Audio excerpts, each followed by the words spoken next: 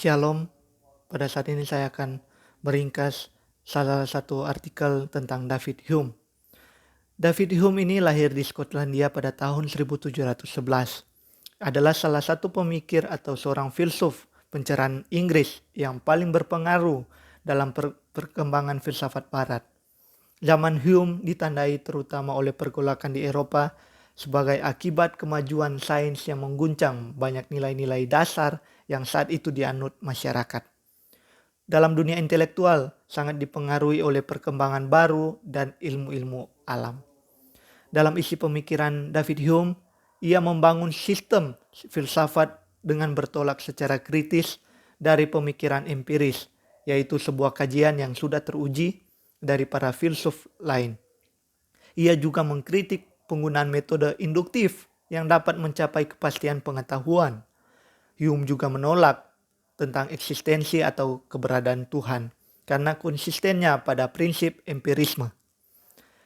Karena demikian, empirisme Hume atau pahamnya dia tentang studi empiris dikenal sebagai filsafat yang membuka jalan bagi penghancuran metafisika sampai hari ini.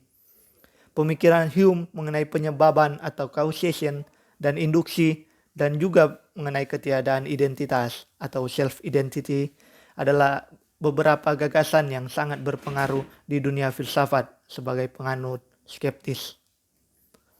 Dalam tujuan Hume adalah membangun sebuah sistem filsafat yang bertolak dari dasar asli filsafat, melainkan menunjukkan sama sekali hal yang baru.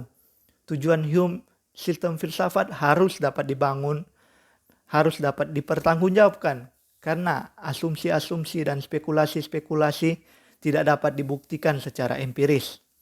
Menurutnya, rasionalisme dari Descartes merupakan sejenis tahayul modern karena tidak dapat dibuktikan secara empiris. Dan oleh karena itu, penerimanya atas ilmu tersebut lebih merupakan masalah kepercayaan. Hume menjadikan manusia sebagai titik tolak untuk mengukur penelitian filsafatnya. Mengapa manusia? Hume mengatakan bahwa karena ilmu pengetahuan itu adalah ilmu pengetahuan manusia. Artinya, pengetahuan yang diperoleh dan diusahakan manusia sudah tentu semua pengetahuan itu tidak dapat dilepaskan dari hakikat manusia itu sendiri. Misalnya ilmu logika, ilmu yang melibatkan kemampuan penalaran dan ide-ide dari manusia. Berdasarkan fakta-fakta di atas, maka Hume berkeyakinan bahwa semua ilmu haruslah terjangkarkan pada hakikat manusia itu sendiri. Mengapa demikian? Karena setiap ilmu berhubungan dengan erat atau kurang erat dengan hakikat manusia. Setiap ilmu terkait satu sama lain dan ilmu apapun dapat dikembangkan oleh pikiran manusia dan dinilai dari daya kemampuan manusia. Hume berpendapat bahwa hanya dengan lebih dulu mengetahui hakikat manusia, maka dapat mengembangkan ilmu dengan jangkauan suatu kepastian yang memadai. Karena itu, dalam usaha menjelaskan hakikat manusia, semua kita dapat mengajukan sebuah sistem ilmu pengetahuan yang lengkap. Dalam teori pengetahuan, Hume memulai pengetahuannya mengenai manusia dengan bertolak dari problematika epistemologi, yakni dengan meneliti bagaimana manusia itu memperoleh pengertian sebuah pengetahuan. Dan sesuai inti ajaran empirisme Hume, ia berpendapat bahwa semua pengetahuan didasarkan atas pengalaman indrawi.